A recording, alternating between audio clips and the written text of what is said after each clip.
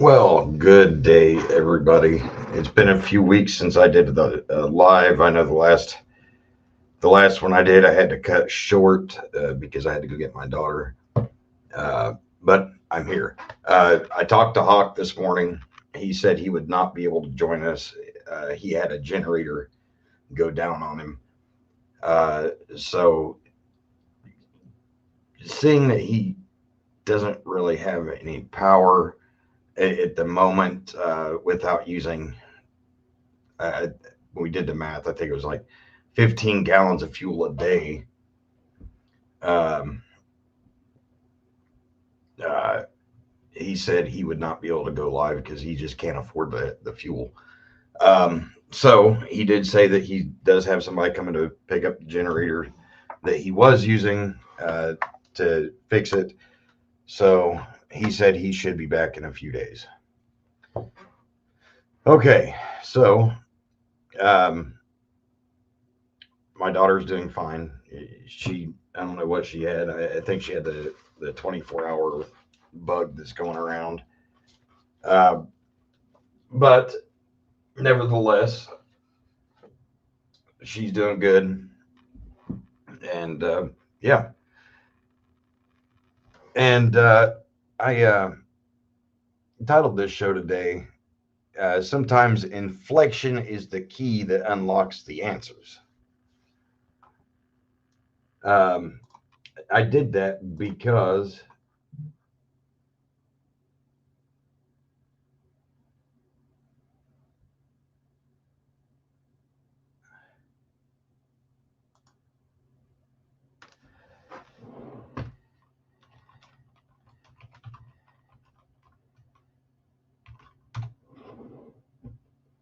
over the weekend I got into it with a lot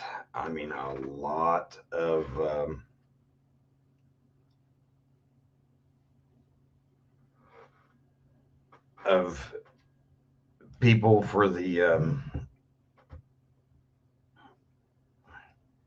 No Kings protest, which by the way, I just want to add that every interview I seen on Saturday and into the morning on Sunday, none of them could even say what they were protesting. Like they had no idea why they were even protesting. There was one kid that I seen. It was just because, oh, we hate Trump, so I'm just following their lead. And then as soon as somebody pushed, other people into finding out why they were protesting, um, they ended the interview. So, generally, if you're protesting, you got to have a reason to protest. All right. I mean, you just got to have a reason. January 6th, everybody that was in DC, and really nationwide protested the results of the election. Um, and, you know, and you look at the civil rights movement, I mean, just look at the different things throughout history, even going back to the Revolutionary War, you know, it, in the history of the country, there's always been protests, but there was always a legitimate reason, and in my mind, this whole thing was nothing more than a hate Trump social function. That's all it was. That's all it was. And Awakened, it very well could have been, I don't know. But we do know about some of the funding, you know, especially for New York, that was exposed, that Chuck Schumer attended. So I don't know. I don't know. I think it was a waste of time. You know, it's just one of those things, I guess. And here in my state, in Indiana, there was somebody that was running for office that was calling Donald Trump a terrorist. So this was a hate Trump social function. Nothing more, nothing less. And it was a sham to begin with because usually, especially in the town I live in, over here in Logansport, um,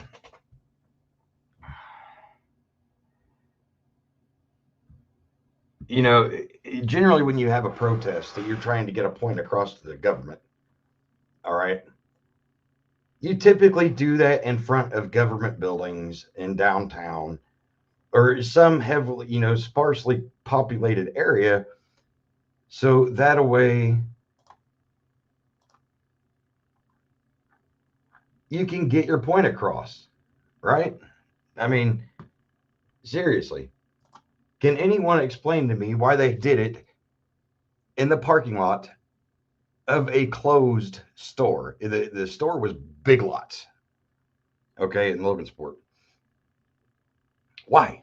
What was the point of it? I mean, seriously. And it only lasted 2 hours. When I looked at the website on Friday, right, the No Kings website, I wanted to see exactly how long it was going to last. And it was supposed to go from 2 to 4. That's not a protest. That's a social gathering. I'm sorry. And nobody's going to convince me otherwise.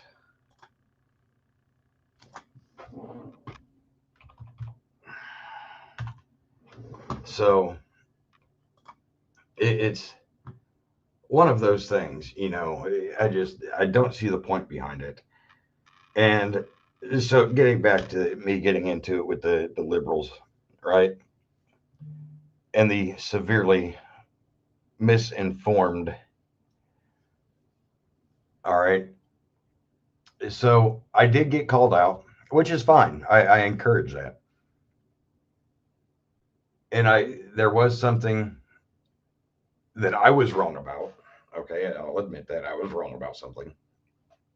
But I was also right about something that a lot of people don't realize. And Grok said I oversimplified it, but you can't oversimplify what corruption is and what it's not. There is no gray area. You're either, it's either corrupt or it's not.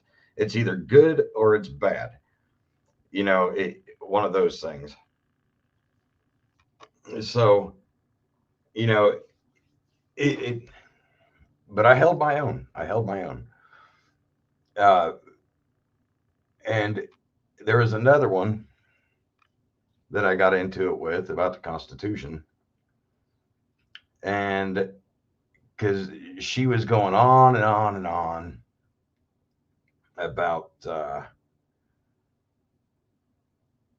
the deportation without due process was illegal and all that stuff. Well, actually, it's really not. The way I read the 14th Amendment, all right. Matter of fact, let me pull that up here. Actually, I'll be right back. I'm gonna go get my Constitution booklet.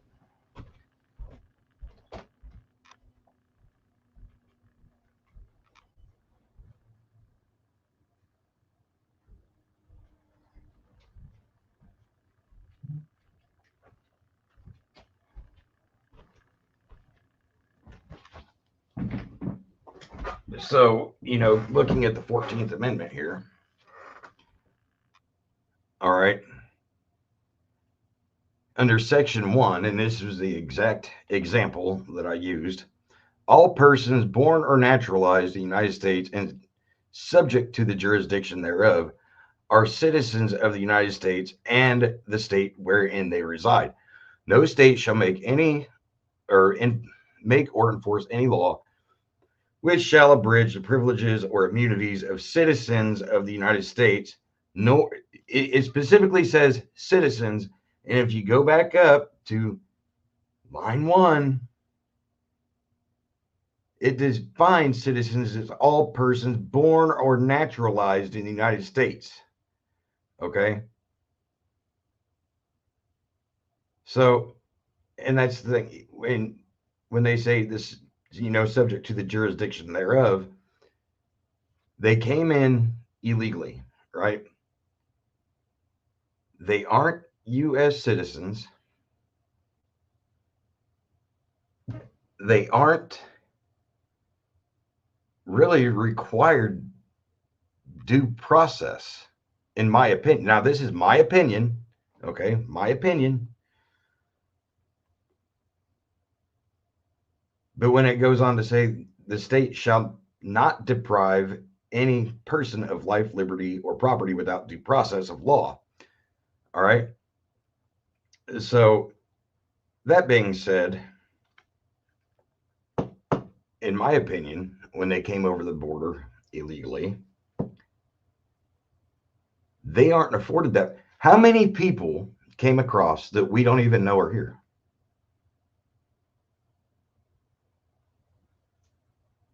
I mean, seriously, how many people came across that we don't know is here? That should scare people, I mean, and the fact that some of these people were let loose by the previous administration on the country, we don't know what their intentions are. We don't know who they are. We don't know their history. The only thing we can do is speculate, and that's never a good thing, because speculation only leads to more questions. So it's one of those things, I guess, that really kind of, bothers me about everything. And at the same time, the Constitution also guarantees the safety of the American people. Here, you know what? Let me pull it up here. I'm just going to pull it up because it's going to be a lot easier than trying to.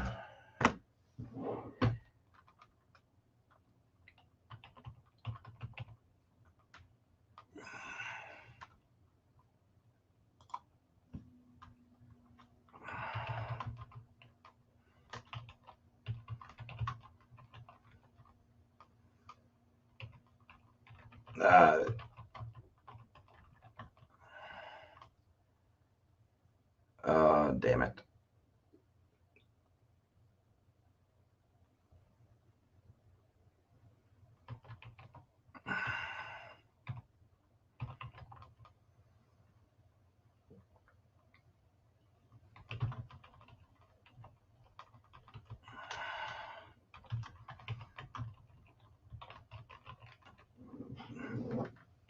So, if we go to Article 4, Section 4 of the Constitution, all right, that's Podbean. I don't want freaking Podbean. Um, Here, I'll just pull it up here. Oops, wrong button. Wrong button again. Man, they changed some stuff on here. All right. So, let me pull it up here.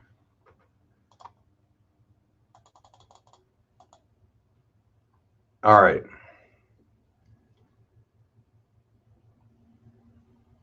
The United States shall guarantee to every state in this union a republican form of government and shall protect each of them against invasion and on the application thereof of the legislature or the executive when the legislature cannot be convened against domestic violence. What have we seen? I'm being 100% serious. What have we seen? We've seen Tren de Aragua, or TDA, is their acronym, okay? Committing acts of violence, which were invaders from, I believe, Venezuela. we've also had the oh hell, I'm just gonna, we have seen illegals in general committing acts of violence across the country, whether they're part of Trinidad Aragua or not. I mean, look at the girl from Georgia. Look at the TDA violence that was going on in Colorado. Look at the girl, I think it was in Maryland. No, I'm not talking about the bus girl or the train girl. I'm talking about the one that was beaten and essayed and all that stuff. There are too many examples to count. And right here, Donald Trump is doing this under the Constitution because the legislature cannot be convened. Okay, it cannot be convened. The government is shut down. Well, I take that back. The Senate is convening today because they need to try to open the government.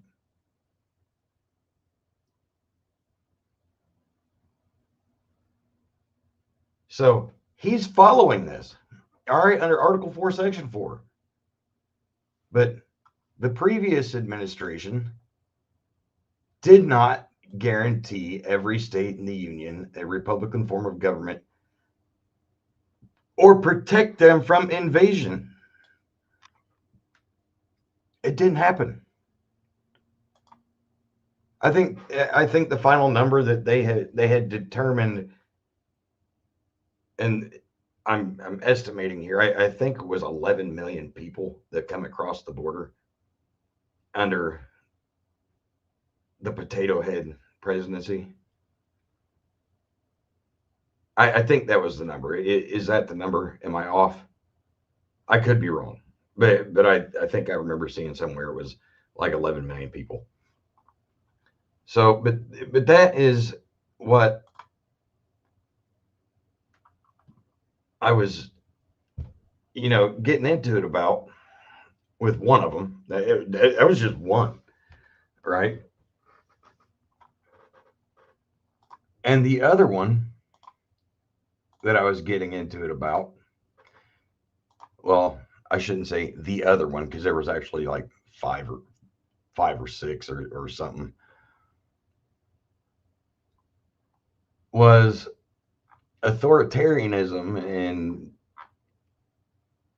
because I asked the question, when exactly did Donald Trump anoint himself as king? Did I miss something? Did I miss the anointing ceremony? I mean, you know,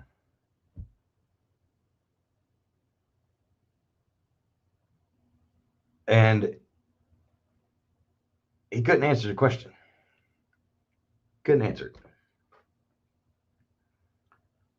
But then he went on to say, "Well, I'm glad to see you support authoritarianism and what was the other thing?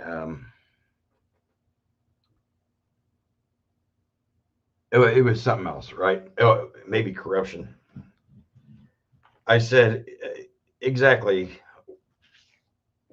When did we become a monarchy? And what exactly has Donald Trump done that has been authoritarian in nature? Because generally, when we think about authoritarianism, it falls in the same lines of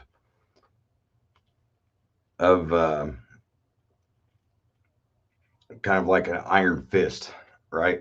Rule, which is something that Russia has done, and typically it's more associated with a communistic form of government. Okay,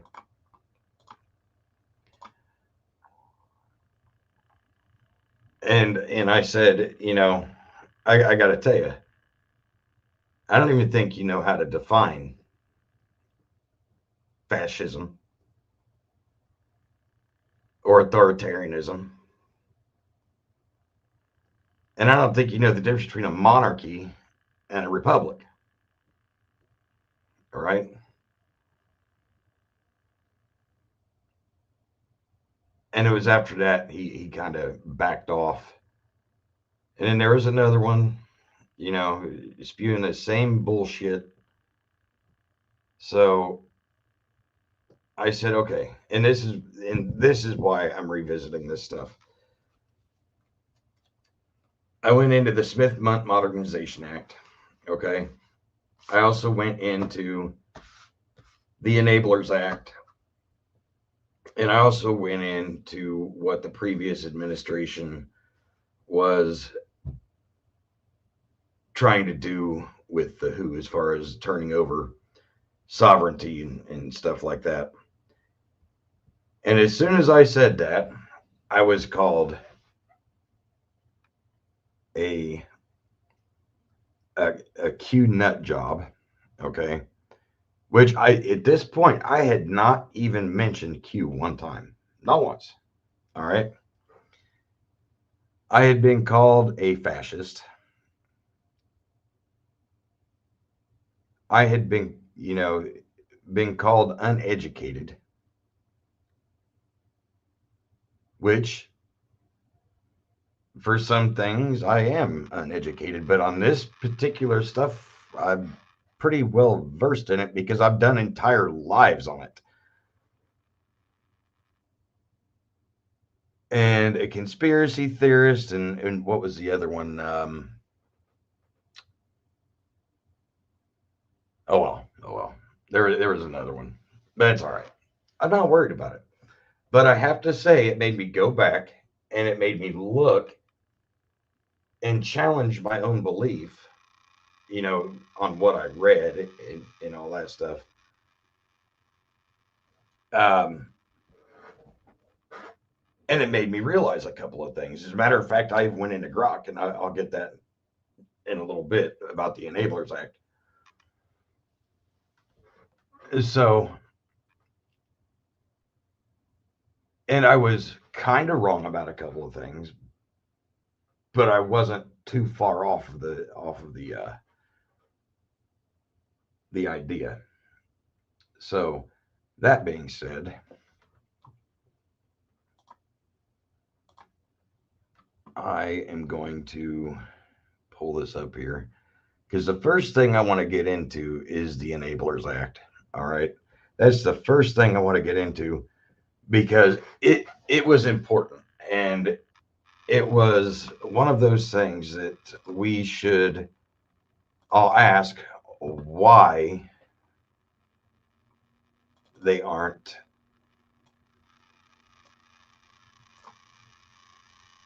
talking about this. Okay, why they aren't talking about this.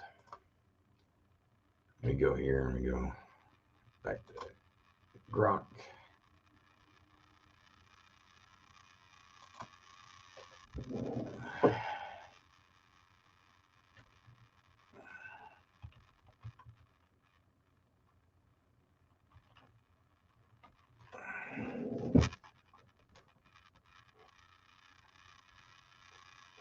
So let me. I'm trying to pull it up here.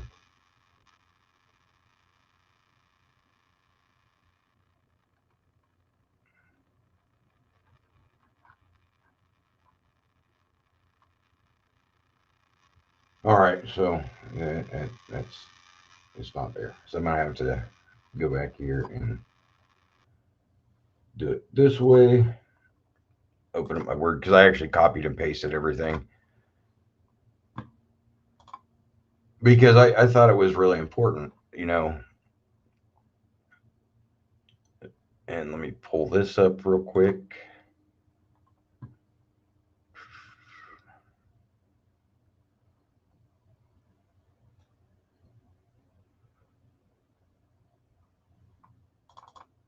I think this is it. That's one of them.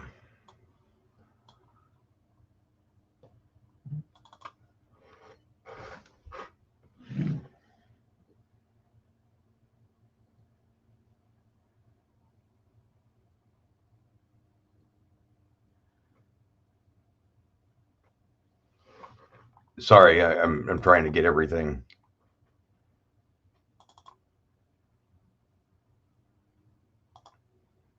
done here because I had it pulled up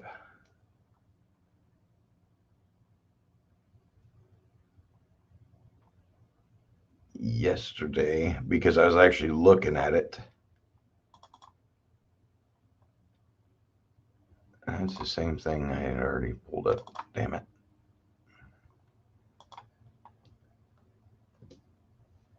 So let me see here.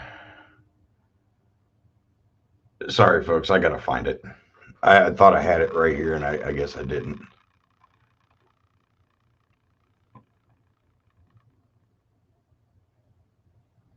So let me find it here.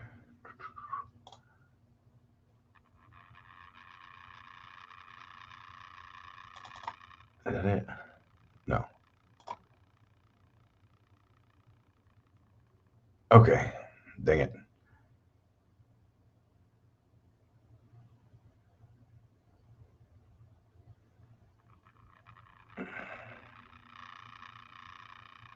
Okay. Go back into it here. Dang it.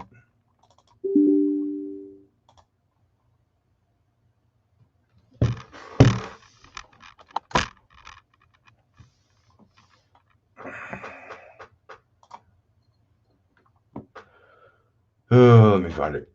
There we go. All right.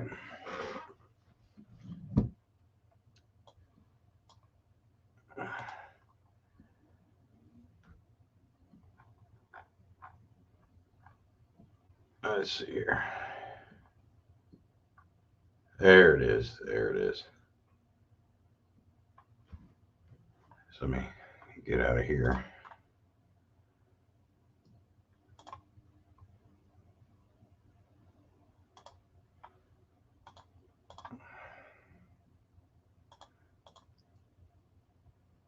So, what I was referring to with the Enablers Act was right here. The Secretary of Treasury shall repeal Section 103-170 of Title 31 Code of Federal Regulations relating to the exemptions of certain financial institutions. So let me pull up what that was. All right. Nope.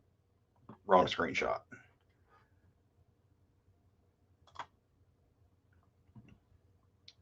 Let me find it here. Okay. So this is it. All right. So when you look at this, okay,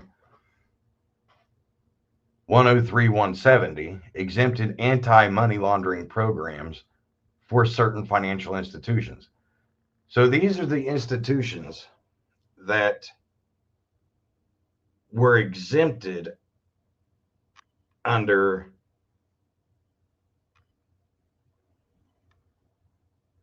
this that didn't have to establish any anti-money laundering programs. All right. So if we look here, right, in exempt financial institutions subject to the provisions of paragraph C and D of this section, the following financial institutions, as defined in 31 USC 5312, are exempt from the requirement in 31 USC 5318 concerning the establishment of anti-money laundering programs. Okay. An agency of the United States government or a state or local government carrying out a duty or power of a business described in 31 USC 5312A2. All right. So, and when I talked to Grok about this, Grok said I oversimplified it, but I don't think it did. I don't think I did because money laundering is money laundering, whether it's done by government, whether it's done by people with banks, lawyers, through art, whatever. Money laundering is money laundering, no matter how you put it, right? So in this, the temporary exemption for certain financial institution, subject to the provisions of paragraphs C and D of this section, the following financial institutions as defined in 31 USC 5312 are exempt from the requirement in 31 USC 5318 concerning the establishment of anti-money laundering programs. So these people did not have to participate in anti-money laundering programs. The dealer in precious metals, stones, or jewels, pawnbroker, loan or finance company, travel agency, go back here, insurance company, commodity pool operator, commodity trading advisor, investment company, and subject to the provisions of paragraphs C and D of this section, a bank is not subject to regulation by a federal functional regulator as defined in 103.120, is exempt from the requirement in 31 United States Code 5318 concerning the establishment of anti-money laundering programs. Okay? So they didn't have to participate in anti-money laundering programs. They didn't have to identify it if they didn't want to. They didn't have to notify the authorities if they suspected it. They could pretty much turn a blind eye to it. And if we look at the court case with Jeffrey Epstein, it was against J.P. Morgan Chase. They were sued and they settled, I think it was for $200 million about this very thing because they were covering up the fact that he was recycling his money and laundering it, cleaning it through J.P. Morgan Chase. And they said nothing about it. Okay.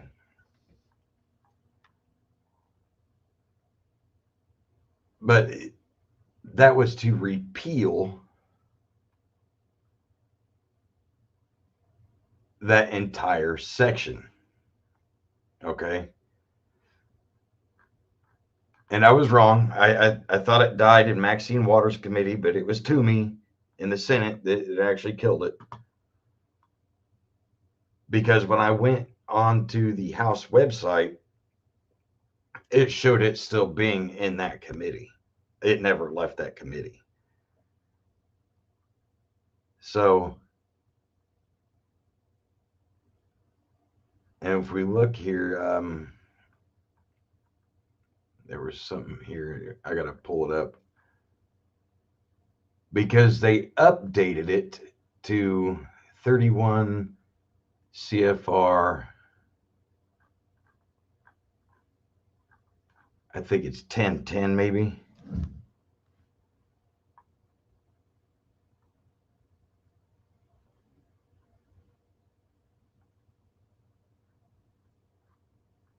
And if we look right here, it says, no, this provision would not have limited the government's ability to launder money.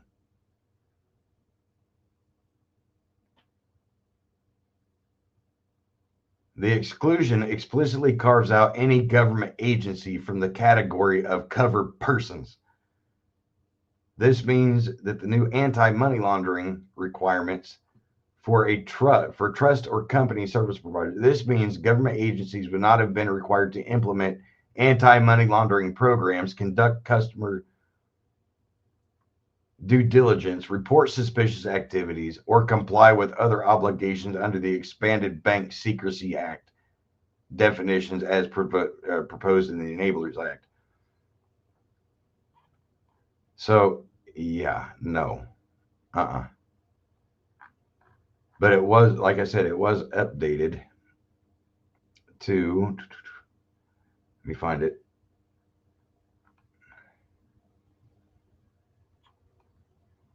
Let me find it.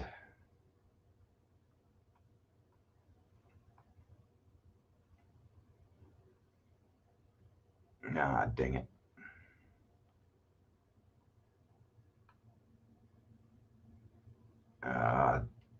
Where's it at?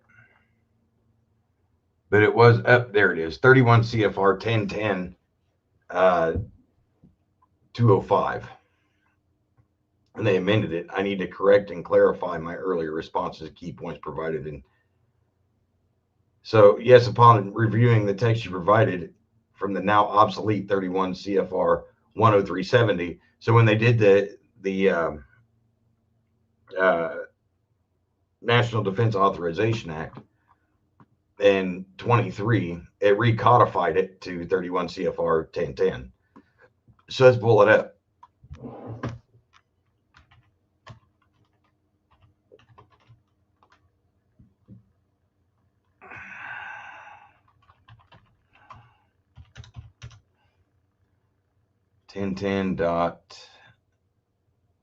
.205.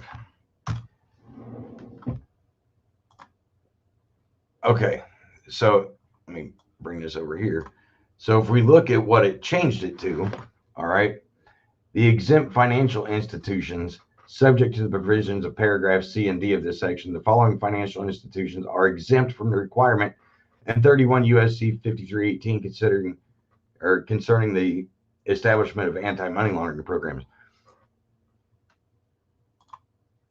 And I'm gonna say something about this, and I'm gonna get called all sorts of shit. I could tell you from the nuts. Okay, an agency of the United States government or a state or local government carrying out a duty or power of a business described in 31 USC 5312. Okay, let me enlarge this some more so that way everybody can see it. Okay, I hope everybody can read this. I'm gonna read it again. These this okay. Let me read this again. Exempt financial institutions, subject to the provisions of paragraph C and D of this section, the following financial institutions, as defined in 31 United States Code 5312, Part A, Section 2, or C1, are exempt from the requirement in 31 United States Code 5318 H1, considering concerning the establishment of anti-money laundering programs, meaning they don't have to participate in anti-money laundering programs. An agency of the United States government or of a state or local government carrying out a duty or power of a business described in 31 United States Code 5312A2. Doesn't that sound a lot like an NGO? Doesn't that sound a lot like USAID?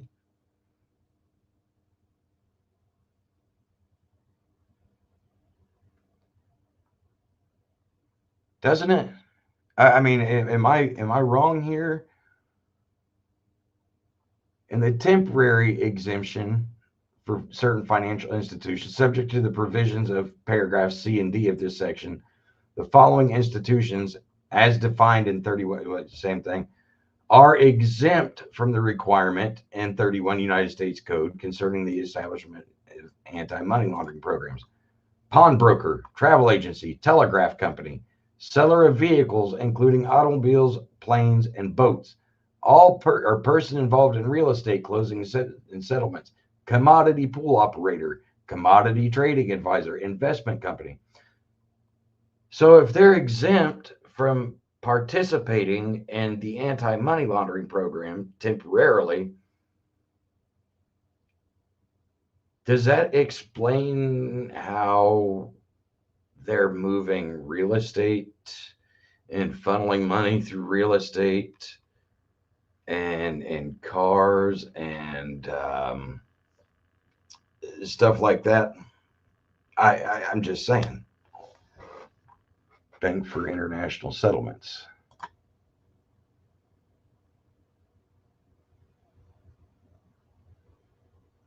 Hey, John, you want to come up here, man? I'll drop the link for you.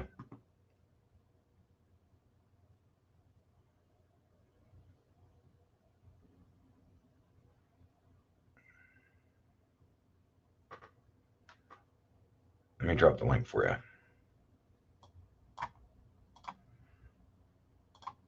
And you can show us what you're talking about here.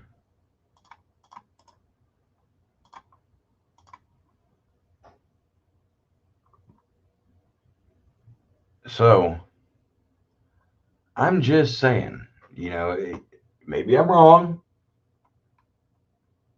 And if I'm wrong, please correct me, but it sounds a lot like it to me.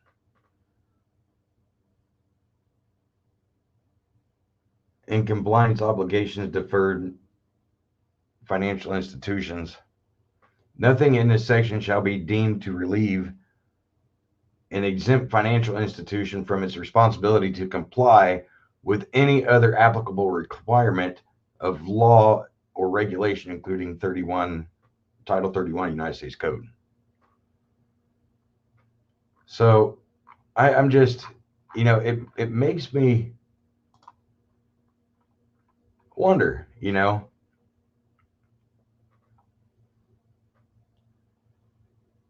and when I asked, let's see,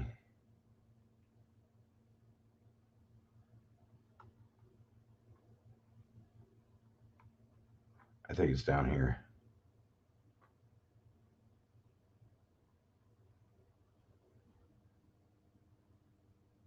Right here. The Enablers Act did not become law. It passed the House as part of the 2023 NDAA, but stalled in the Senate. So I was wrong, right? I was wrong. So I admit I was wrong.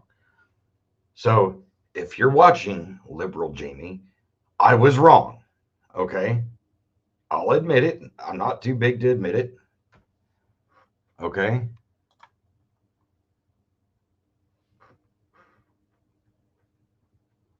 It retains the government agency exemption in paragraph A1, but narrowed or removed many private sector exemptions over time.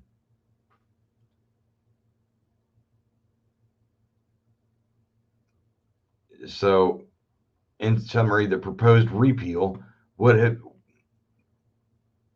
in summary, you were correct.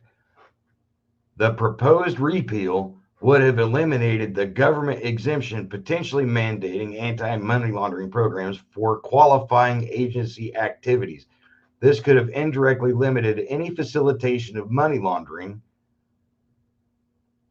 by requiring detection and reporting of a suspicious transaction, though that's not the primary intent of the anti money laundering rules, which focuses on preventing private misuse of financial systems.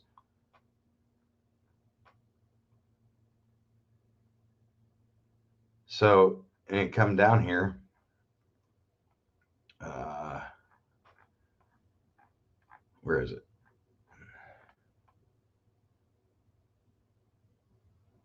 And Grok agreed with me. Okay. Shouldn't all of the exemptions be repealed so there is no room for error on the government's part? Shouldn't government be held to the same standards and laws of the people to which they are supposed to represent? And then it thought for 55 seconds and then responded, yes, in principle, repealing all exemptions for government agencies from anti-money laundering program or requirements under the Bank Secrecy Act could eliminate potential loopholes and hold the government to the same standards as private entities, aligning with the ideal of equal application of laws.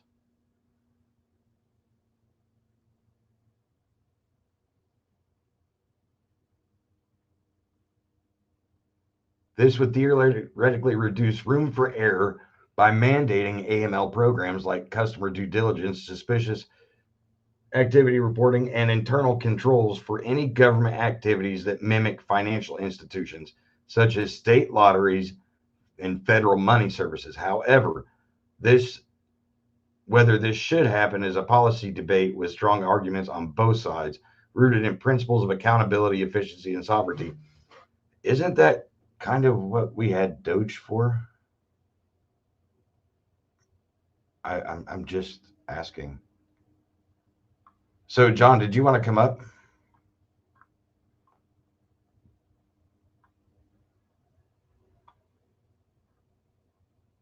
Did you want to come up, John? I dropped the link in chat for you. So, there's that. There's that, right? So I was right and wrong. All right. I'm not too big to admit when I'm wrong.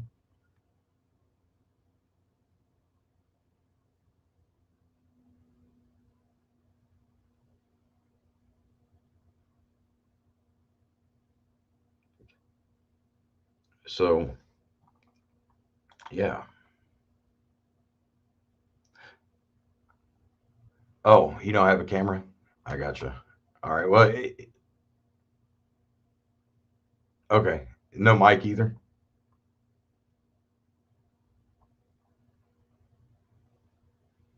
I gotcha. I gotcha. I didn't see your message till just now. I apologize. And Lisa, I apologize to you too. And Joe Carroll Dodds. I apologize. It's one of those days. It's one of those days. But I wanted to revisit that because I thought it was kind of important there.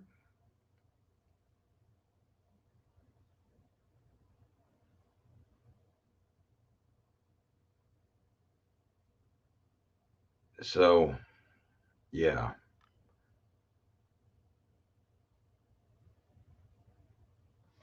it's just one of those things. I wanted to get that out in the open. And I wanted Hawk to come up and explain the Smith Modernization Act. He can explain it in better terms than I can, believe me. Um, but I can say this. I will pull it up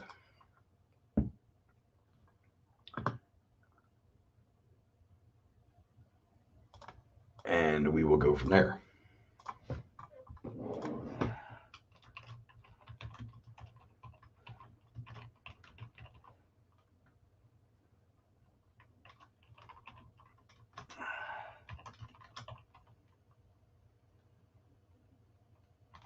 So I will say this. The Smith Modernization Act, they tried to do it as a standalone bill in 2012, and nobody would vote on it. Yeah, nobody would vote on it.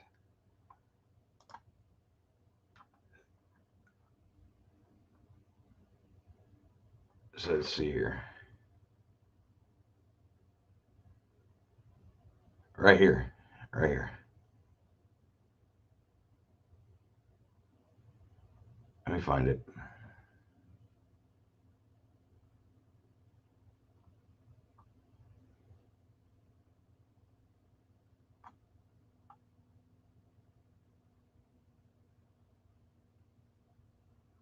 Let me enlarge this and I'll bring it up here.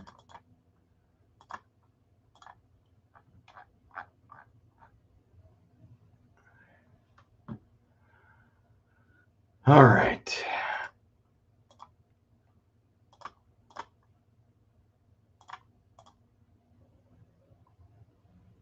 All right. So, introduced in the House May 10th, 2012. Smith Modernization Act amends the United States Information and Educational Exchange Act of 1948 to authorize the Secretary of State and the Broadcasting Board of Governors to provide the preparation and dissemination of information in. Now, this is the important part. Amends the United States Information and Educational Exchange Act of 1948 to authorize the Secretary of State and the Broadcasting Board of Governors to provide the preparation and dissemination of information intended for foreign audiences abroad about the United States, including about its people, its history, federal government's policies, through press, publications, radio, motion pictures, the internet, and including social media, and through information centers. All right.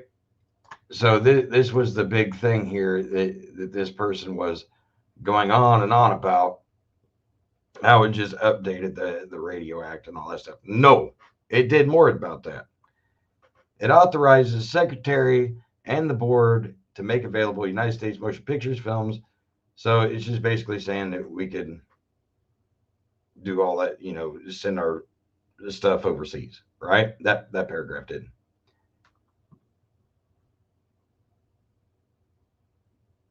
Amends the Foreign Relations Authorization Act, fiscal years 1986 and 87, to prohibit funds for the Department of State or the board from being used to influence public opinion or propagandizing in the United States. All right. Now,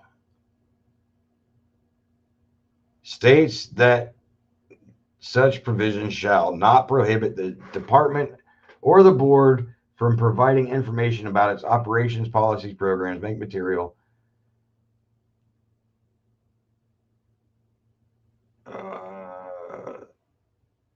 not to be construed.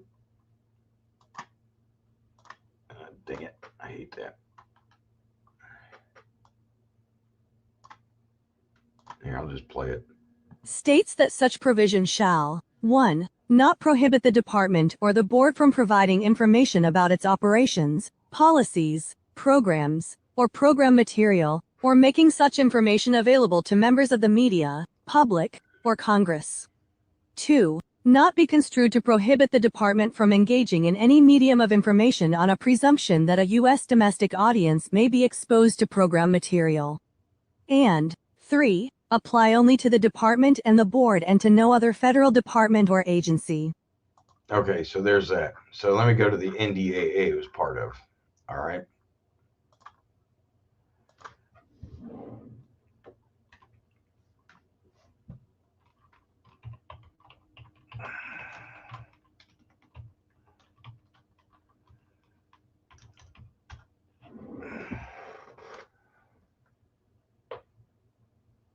Let me find it here.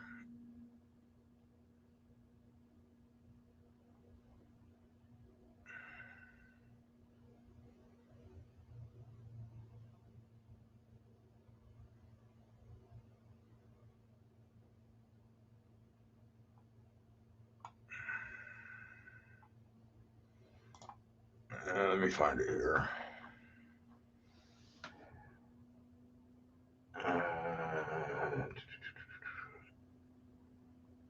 I actually had this at one time, and then I lost everything when I had to redo my computer. This is before I got my hard drives. All right. Let's see. Research, development, test, evaluation.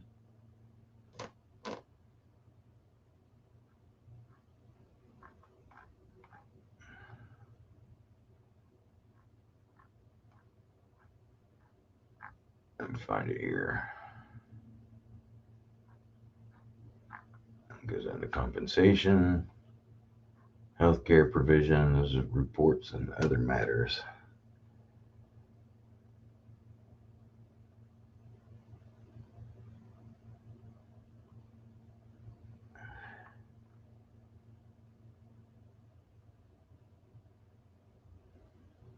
Yes, John, that is the most accurate statement I will see all day.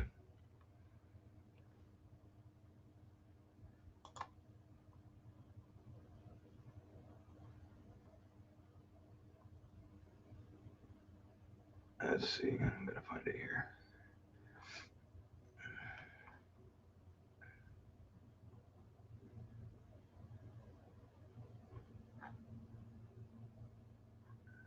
Nuclear forces, studies and reports.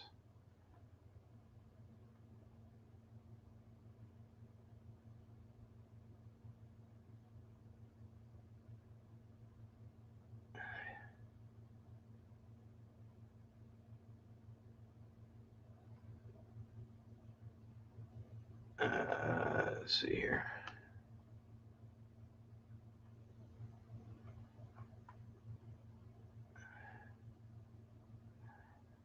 Dang it. Now I can't find it. I actually had this at one time, I'm telling you.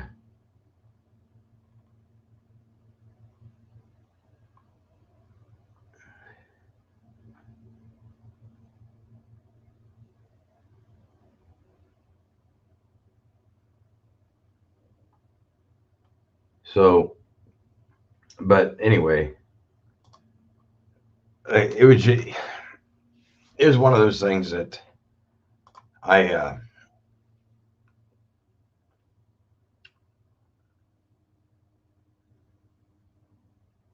that I ran into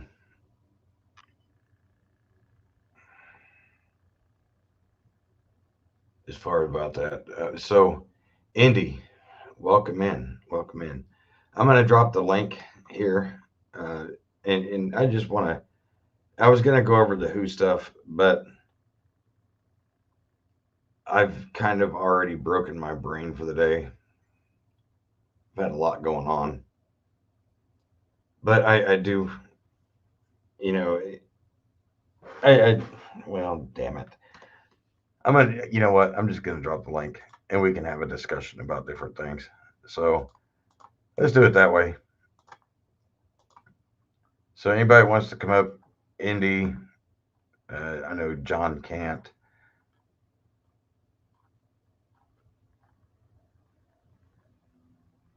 You know, whoever can come up. It doesn't matter.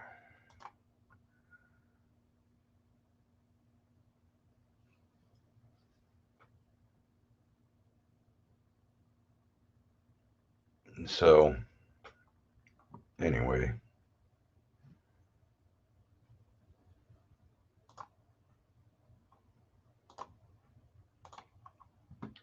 and while I'm waiting on somebody to come up, I will. Yes, I seen your question, and they are due to take up that case and rule on it next year.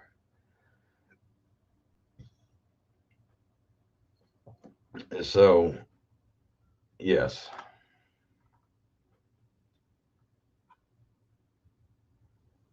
they're due to rule on it next year.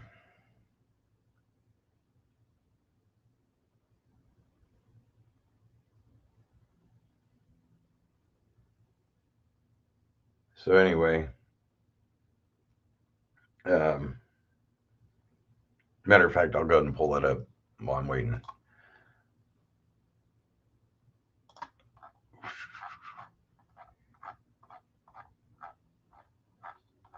All right, come on.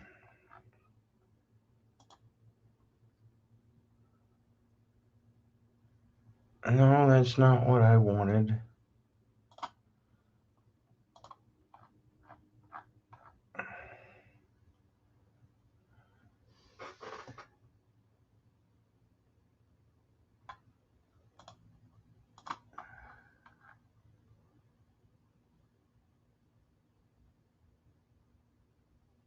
Oh, son of a bitch. It ain't there. All right, here we go. Um,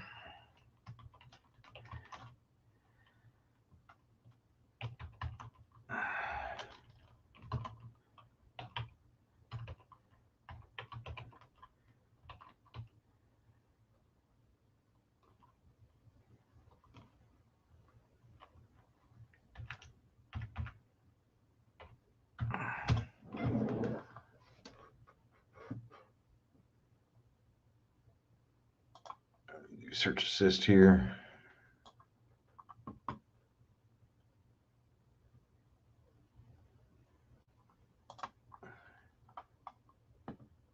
All right, here we go. I pull this up here.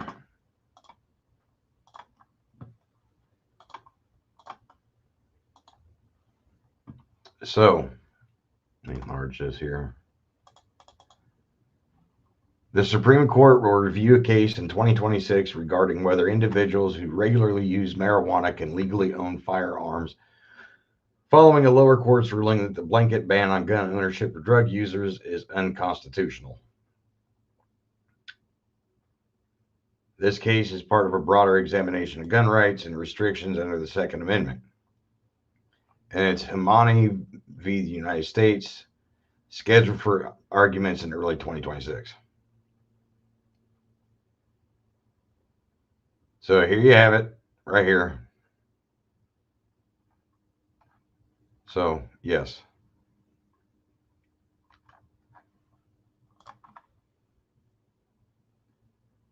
There we go. So,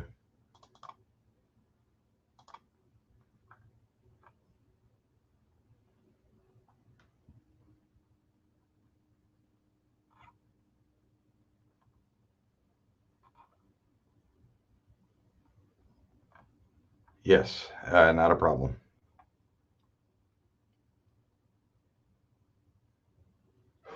Not a problem.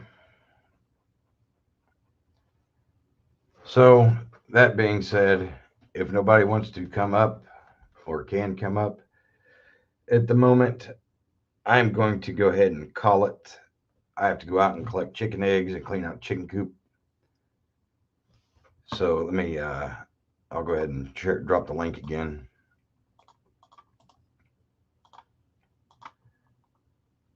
And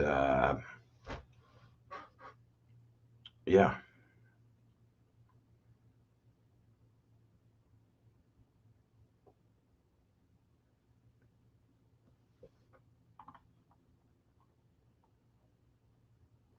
so yes.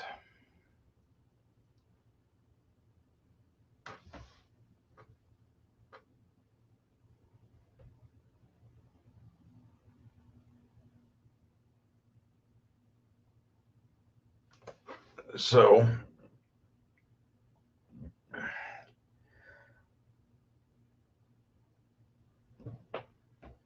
it has been real, guys.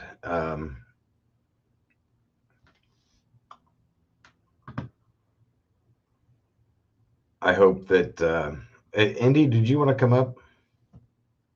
I apologize. I haven't been to any of your lives lately. I've been really, really busy.